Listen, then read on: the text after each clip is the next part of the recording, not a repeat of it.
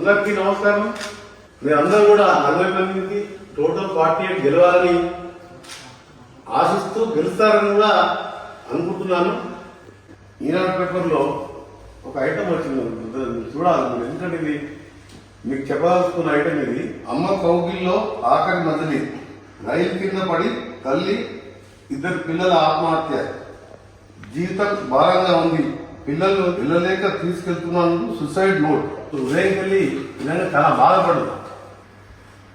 Vote కోసం ఏ విధంగా పోతుందో మీరు గెలిచిన తర్వాత కూడా మీరు ప్రతి పేదవారికి పోవాలి. ఇలాంటి కుటుంబాలని మొత్తం అప్పులతోనే తీరకుండా ధైర్యం చెప్పి ఆదుకోవడానికి నేను ఉన్నానని చెప్పి మీరు నా దృష్టికి తీసుకురావడానికి ఈ ఎన్నికలు ఒక పేదవాళ్ళకి సంబంధించిన ఎన్నికలు.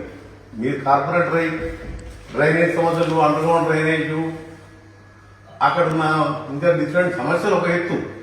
ఇలాంటివి చేసినప్పుడే కార్పొరేటర్ అయినా, ఎమ్మెల్యే అయినా, మినిస్టర్ అయినా, ఎవరికైనా సరే అది మన బాధ్యత. అది మన వార్డులో ఉన్న వాళ్ళు ఇటువంటి వాళ్ళకు మీరు క్లియర్ చేయాలని మీ అందరికీ ఫస్ట్ రిక్వెస్ట్ చేస్తున్నాను.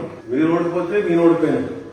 ఒక్క వార్డు పోయినా ఆ వార్డు ప్రజలు, ఆ కౌన్సిలర్ నా దగ్గరికి రాడు, మేయర్ దగ్గరికి రాడు, ఆ సమస్యలు తెలియవు. సరే, రోడ్లు డ్రైనేజ్ అంటే చేస్తాం. మీరు 48 గెలిస్తే ఒక రికార్డు ఒకటి ప్లస్ నాకేంటంటే ముఖ్యమంత్రి గారికి ఒక లెటర్ పంపించిందంటే నేను పోయే అవసరం లేదు. ఎన్ని కోట్లైనా వస్తుంది ఈ ward development, schools, anganwadi, Indiramma ఇల్లు కానీ ఏ కోటైనా మనకు ఎక్కువ ఫండ్స్ తీసుకునే అవకాశం ఉంటుంది.